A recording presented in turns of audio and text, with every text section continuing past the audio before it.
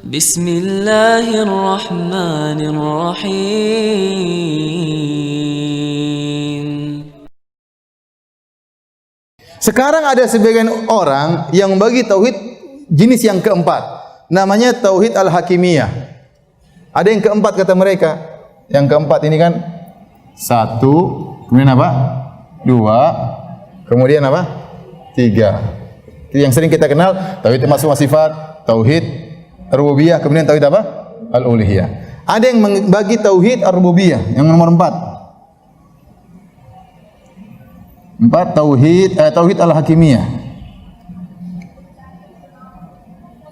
Al-hakimiyah.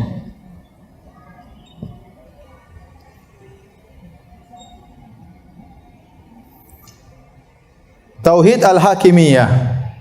Maksudnya apa? Hukum hanyalah milik Allah Subhanahu wa taala.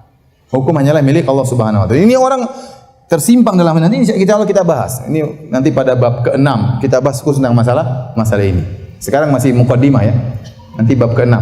Insyaallah kita akan bahas masalah ini. Maksudnya apa?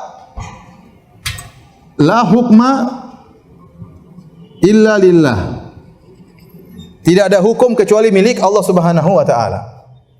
Secara kontennya benar. Hukum itu hanya milik siapa? Allah Subhanahu wa taala. Tetapi kenapa harus dibuat bagian keempat secara khusus? Kenapa? Sebenarnya tidak perlu. Karena tauhid al-hakimiyah dia bisa masuk dalam tauhid rububiyah dan dia juga bisa masuk dalam tauhid apa? Al-uluhiyah. Kenapa saya katakan bisa dia masuk dalam tauhid rububiyah? Kita bilang karena kita meyakini yang mengatur hanya siapa? Allah, dan yang berhak untuk mengeluarkan hukum hanya siapa? Allah. Maka tauhid al-hakimiyah sebenarnya termasuk dari tauhid apa? Rububiyah. Atau kita bisa masukkan dalam tauhid al-uluhiyah. Kenapa? Karena seorang tidak boleh berhukum dari sisi perbuatan hamba, seorang berhukum harus dengan hukum siapa? Allah. Maka dia masuk dalam tauhid apa? Uluhiyah. Paham Bapak? Saya bilang tadi tauhid al-hakimiyah ini bisa masuk ke rububiyah, bisa masuk ke al-uluhiyah.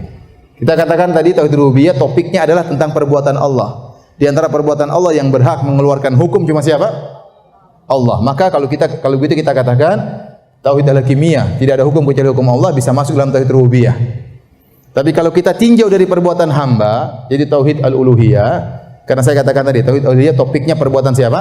Hamba. Hamba dituntut untuk tidak berhukum kecuali dengan hukum Allah. Maka ini bisa masuk dalam tauhid al-uluhiyah. Maksudnya seorang hamba harus berhukum dengan hukum Allah. Nah, kalau tauhid al-hakimiyah bisa dimasukkan dalam tauhid rububiyah atau dimasukkan dalam tauhid al-uluhiyah, maka tidak perlu pembagian khusus. Paham? Nah, kenapa kita permasalahkan pembagian khusus ini? Karena ternyata orang-orang yang membagi tauhid secara khusus menjadi tauhid yang nomor 4 ini ada tujuannya dan bahaya. Yaitu dalam rangka mengkafirkan pemerintah, dan ini bahaya. Dalam rangka mengkafirkan pemerintah. Sehingga para ulama tegas tidak perlu pembagian ini. Kenapa? Karena ada masalahnya di sini.